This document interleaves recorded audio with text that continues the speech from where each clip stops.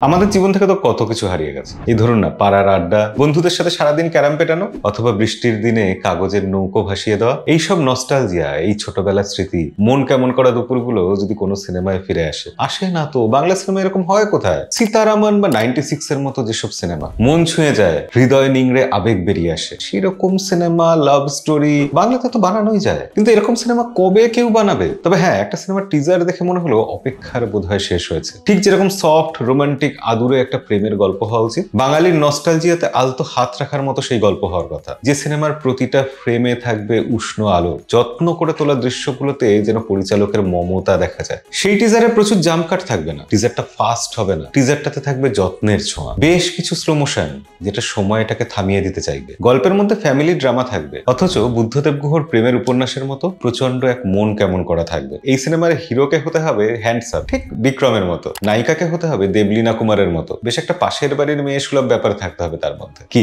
এতক্ষণ ধরতে পারেননি কোন টিজারের কথা বলছি? তথাগত মুখোপাধ্যায়ের পরিচালনায় রাশ সিনেমার টিজার এসে গেছে। আমি যা কিছু বললাম এই টিজারটার মধ্যে সবকিছু পাবেন, বরঞ্চ আমি যা বললাম তার থেকে আরেকটু বেশি বেশি করে পাবেন। সিনেমাটা রিলিজ হচ্ছে আগামী মাসে, তবে তার আগে ট্রেলারও আসবে, তখন আমরা এই নিয়ে আবার আলোচনা করব। ইতিমধ্যে আপনারা টিজারটা গিয়ে দেখে নিন, দেখে কমেন্টে এসে জানান যে কেমন লাগলো। বাংলায় এরকম সিনেমা হারিয়ে যাচ্ছে, মিষ্টি প্রেমের গল্প। এটা বানানোর জন্য তো প্রচুর বাজেট লাগে না, শুধু একজন মননশীল মানুষকে লাগে। তবে হ্যাঁ, যাই হোক না কেন, আমাদের শেষ অব্দি কিন্তু লাইক আর ফলো করার ব্যাপারটা লাগে, সেটা মিস করবেন না।